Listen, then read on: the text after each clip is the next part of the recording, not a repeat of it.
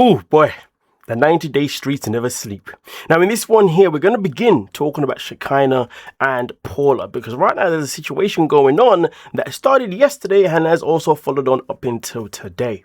Now just to give you quite a quick reminder, yesterday we spoke about Shekinah and her issues with Sapa as well as also Tila Sue. But here's the thing though, she also decided to pretty much throw some shade towards Paola's way. So this is what happened here in this post, as you can see, provided to us by 90 Day Fiance Update. There's this part here that obviously went down when it came to the show 90 Day Fiance, The Last Resort Between the Sheets, where couples are paired up together. Now, Shekinah decides by saying that this isn't a jealousy issue because I could never be jealous of this heifer. This is a respect issue. Now, of course, if you want more context of what's going on here, watch yesterday's video so you can get into that information, so therefore you understand everything. But continuing that, because she decides to call Paola a heifer, Paola comes in the comment section and responds by saying, imagine looking manufactured and still having an original problem, which is absolutely hilarious. That was one hell of a burn. But of course, as we know, when it comes to Shekinah, she's one of these people that if you come at her, she doesn't necessarily stay silent. She always feels the need to want to bounce back and say something. So this is what happened, obviously, after all of this happened yesterday. Well, now we're here today. Shekinah decided to then take to her social media by then also confirming why she decided to call Paola a heifer.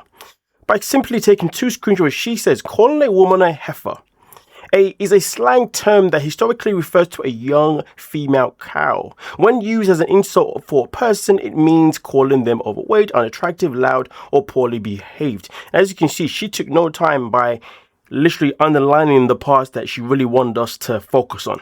Also continues by saying, however, depending on the context and culture, it can be sometimes be playful or neutral term, which we know definitely was not playful in any shape or form. But she also continues to elaborate why even more she decided to call her a heifer. First one, and this is where it confirms the part where it says a young female cow. Why is that important? Because you see, as we read the part below where it says, on the season premiere of TLC's 90 Day The Last Resort, Paola shocked the cast by revealing that her intimacy is virtually non-existent. She admitted that she often just lies there like a dead cow during intimacy. So of course, you know, Shekinah thinking that she's being smart, she's obviously doing a little bit of a intelligent wordplay here by saying, well, I called a heifer because you already called yourself a heifer anyway. The question is, do you think that is a good response to what had been said by Paola previously, when she obviously said to her that you're literally a manufactured person that still looks original? But here's the thing though, when it comes to Shekinah, enough is not enough. She doesn't stop there. She also continues with another post. In this post here, as you can see, she continues by saying, sorry about the mean things I said when I was right. Interesting. Then also continues with this one. I will match your respect, but I'll always top up your disrespect. Don't ever play with me. Don't ever play with her.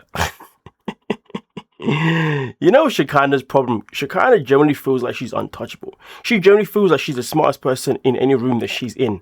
And that is what makes her one of the most dumbest people in the ring, in the room. Everybody should know this by now. Never ever walk into a room believing that you're the smartest person in the room. Always walk in the room looking to learn something from other people that can then further improve the intelligence you already have. But if you go in there on your high horse thinking you're already smarter than everybody else, then that means you're already blocking yourself from learning anything new. But of course, Shekinah is one of those people that is so naive that believe that only she is right and only she is right. People mistake kindness for weakness all the time, and that's their first mistake. Doesn't she have to be kind first to then be exposed to weakness? But here's the thing, folks. I'm gonna let you in a little secret here. That statement is actually so wrong. Kindness is not. It's not the best thing. The best thing about kindness allows you to expose people around you who are not good for you. Okay, that is the best thing about it. Bear that in mind, folks. This is why I always say to people, especially men, I always say to them, when you are first talking to a woman, do not put on a facade. Do not put on this thing that you're this guy that's going to take her out for dates every other week. You're this guy that's going to buy designer things every other week. Do not do something that you know you cannot live up to. Be who you are from the very get-go. If you're somebody that is a cheapskate, expose that. Show them straight away that's who you are. If you're someone that likes to look for the best bargains on the market, you show them that. You don't portray yourself as someone you're not, because what happens is that in the long term, once you finally know you've won her over and then you get comfortable, all of a sudden she will start saying comments like, "You've changed. You're not the same anymore. We used to do this. We used to do that." And the issue is, the reason why you're not doing those things anymore isn't necessarily because of her. It's because of you. Because you decided to show a person that you're not. But if you show who you are at the beginning and she still wants you and still wants to accept you, then guess what, buddy? Then you may be in a position where you may actually have a winner. Do you see what I'm saying? So more of the story is that Shekinah can sit here and talk about kindness for weakness, but hold on a minute. You haven't even shown any display of kindness for it to even be a weakness. But trust me when I tell you, kindness is a strength, because when you're kind and then you notice somebody's taking advantage of it, you know how to walk away. But some people show kindness, get taken advantage of, but still stay in that same position. For example, Debbie and Mido. We've seen the way she has been with him and the way he has treated her. He has taken all of her kindness for absolute disgust. Bear that in mind, folks. Come on now. Use your kindness to expose people. But now we're going to move on from this post off in particular, because we don't really sit on too much. We're going to move on to what she says next. And then she also continues with this response, where this one says, "You don't look natural." Again, another response to Paola. And I believe that might have been the last one. Yes, that was the last one to Paola. But Paola did not just sit there and stay quiet. She decided then bounce back herself in her own with her own post. And as you can see here, Paola comes in with this post off in particular, where we gotta play the video to be fair to show the action, where she puts down, "She bought the insults, I bought the steak. Me, same face, same attitude." And you know what though? Let the girl win. Let the girl win. You know what I mean? And she knew to dress in a specific way as well. Now listen, folks, the best thing about the situation with Shekinah and Paola is that neither one of them are even fan favorites.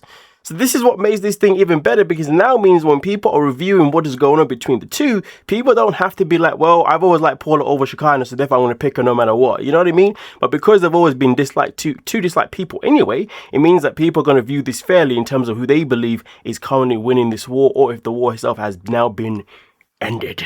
You know what I mean? But I will say this though. The way Shekinah has decided to respond really does expose more than ever her own self-insecurities, because she decided to come at Paola for Paola's image, you know, by basically insinuating that Paola is somebody. Let me remind you lovely folks of what she said here. She pretty much came in at the very beginning by saying that Paola is somebody that is potentially overweight, unattractive, loud, or poorly behaved. But I would say in response, this response was nothing but perfect, because one, she comes in showing off her curves, showing off that she's a confident woman within her own shape, within her own weight, and in the way she looks naturally. And then also on top of that, well, maybe she's had a few edits here and there, I don't know. Either way though, and then also at the same time, also responding by saying, "I'm still the same face and same attitude," which I guess is her saying my face hasn't been tampered with. My attitude is still the same. Again, in response to exactly what was being said regarding the loud and poorly behaved, as well as also unattractive. She says, obviously, you called me unattractive, but darling, look at me. I'm natural. What about you? At least when a man looks at me, he's going to know what a kid's going to look like. If a man looks at you, he's going to have no idea what your kid's going to look like, because you don't look like you. I think it's clear who won this battle, to be honest. If I was Shekinah, I probably wouldn't respond. But maybe you guys see it differently, so please do let me know. Now, with that being said, we're going to move on to the next one. Now, yesterday we spoke about Gino and Jasmine, and at the time we was given a report by Shibuti at the time regarding the fact that the divorce itself was looking very, very much in Gino's favor rather than in Jasmine's favor. Well, I didn't expect this to happen straight away today, but we have been gifted with literally the next day there is an update regarding these two, where we've now been privileged to some details regarding their divorce, and the divorce is actually now finalized. So as per Sarcasm here, Gino and Jasmine divorce finalized. Isn't this lovely, folks? Absolutely lovely. The couple appeared in Michigan Circuit Court this morning where they finalized their divorce. The court docket indicates the couple signed a uniform spousal support order as part of their agreement. We do not have any additional information about the terms of the couple's divorce at this time. Shabudi broke the news late last night. Last night, that Gino and Jasmine had worked out an agreement via meditation and would be making it official at this morning's hearing. Shabu stated that the agreement is sounding in Gino's favor, which is something that we're still waiting to find out how it is in Gino's favor. Congratulations to Gino and Jasmine. I'm sure they are both celebrating today. Now we can start the countdown until we see Jasmine's next wedding on TLC. That is a very, very good bloody question, to be honest with you.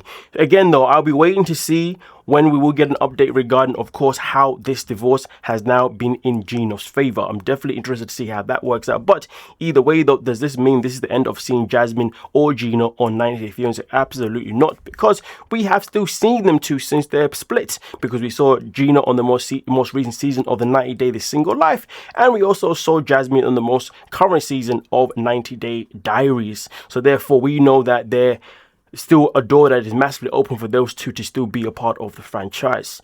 The question is, folks, do you feel like you're now going to prefer seeing Gino and Jasmine on 90 Day Fiance without them two being together anymore? Or are you more on the other side where you're like, well, I just don't want to see those two regardless of the capacity. I don't care if it's seeing them two together or seeing them two not with each other. I just don't want to see them again. Where are you on those, folks? So let me know where you stand when it comes to Jasmine and Gino. But either way, though, I'm definitely happy that their relationship has now officially come to an end, and we don't have to endure any more of these two going back and forth with their calamitous relationship. Now, with that being said, we're going to move on to the next little topic here. And this one here is all about Catie. Catie is a part of the new season of 90 Day Fiancé season 12. And she's covered in a relationship with Josh. Josh, who we do not claim in the United Kingdom because he's not showing us in a very good light, to be honest with you. So we don't claim him. Anyway, with that being said, there's been several posts on Reddit literally calling the hell out of Catie. She is right now leading that line of being potentially one of the most hated 90-day customers of all time. And we're going to get into that question later on in this video. But as you can see, this person says, I think she takes the cake. She generally rubs my skin the wrong way. I don't think there has ever been another cast member on 90 Day Fiancé I have liked less. I was rooting for Josh, but that was before I started seeing posts about him trying to be an influencer / streamer, and it makes total sense. Who would honestly put up with that in a relationship? She obviously never gonna stop or change, and she's a freaking mental ill alcoholic that used her OCD as an excuse for awful behaviors, No, those are choices you make. You just a poopy human being. I won't lie to you, folks. If Michael was able to sustain being with Angela Dean for 7 years or however many years it was, trust me, anyone can probably sustain being with Catie. I mean, I guess the difference between Catie and Angela Dean is that you don't have to worry about her being physically violent towards you. You know what I mean? But here's the thing, though. Josh, you're in America now, so you can leave her. It didn't have to take you that long, my guy. Michael didn't have a choice, to be fair, but getting from Nigeria to America takes a longer time. But either way, though, if you want to talk about, using someone to go benefit yourself in some way, I gotta say that Michael was definitely the one that hung in there the longest with one of the worst cast members of all time. Do you know what I mean? The question is, though, folks, would you rather last 7 years with Angela Dean trying to get to America so you can pursue whatever you want to do in America, or would you rather be with Catie for about a year or two up until you get your visa and your green card to be in the USA? But all you got to do is put up with her cheating and her drinking. But with Angela, you got to put up with screaming, being told what you can and cannot do. You know what I mean? Okay, all these restrictions left, right, and then also the every now and then unnecessary physical attacks. Do you see what I'm saying? Whether it be vandalizing your car. Did you ever push him? I'm not too sure. And also potential racial insult, because people have said that they've heard that before as well. So let me know. Pick your poison. But we haven't finished when it comes to Catie. Like I said, there are several articles on her right now or threads, let's say, right now on Reddit. This one here continues by saying, has anyone noticed that Catie has 0 girlfriends? And this one was such a good point, and I don't know how I didn't see this one coming. Literally, this person says, Kay gives me only girl in D&D group. discussed, she seems just to be one of those chaotic girl weirdos who needs constant attention, and she's surrounded by a bunch of boy nerds crushing on her because she is into her lapping group and she's the only girl they know. That is such a good point. I don't know why I didn't realize that she's only always around boys and she's never mentioned having a female friend.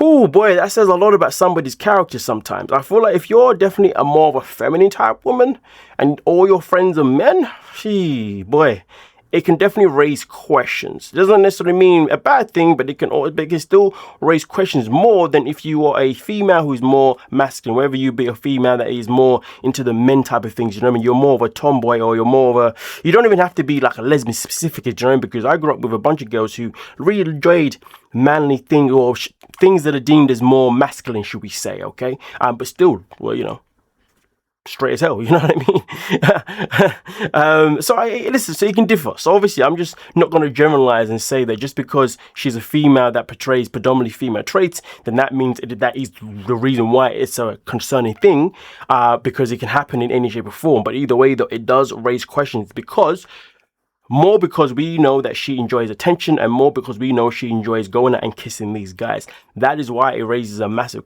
question why her friends seem to predominantly be males. Give me your thoughts on that one, folks. Give me your thoughts. But then also on the last one here, this one here says, in my opinion, Catie is really building to the top of the most hated cast member in the franchise to date, excluding felon cast members. I have never seen someone so quickly garner themselves so much collective hate for their shitty behavior in this franchise thus far than Catie. I'd even say she's surpassed Mido. I don't feel bad for Josh either. At the point, he's a grown adult and he's even from a first world country. So if he won't help himself, that's on him. I hear it. Absolutely hear it. And this person says Angela, Jasmine, and Mignon walked so Catie can run. Mignon wasn't as bad as Jasmine and Angela, to be honest with you. I don't think she even touched those. I mean, Big Ed was worse than Mignon, to be honest with you. But I guess people dislike people for their own choices, you see what I'm saying? But anyway, with that being said, though, definitely want to know your thoughts down below in the comments section. Now, with that being said, I'm going to go off and continue sweating and melting in this bloody sun right now that we got going on in the UK. That is absolutely humidity disgust. I hope you guys are having a better time with the weather wherever you are in the world. You know what I mean, guys? But please do look after yourselves. Don't forget to answer all the questions. Don't forget to hype the video, like the video, subscribe, and also have a great freaking day. Thank you so much for your time.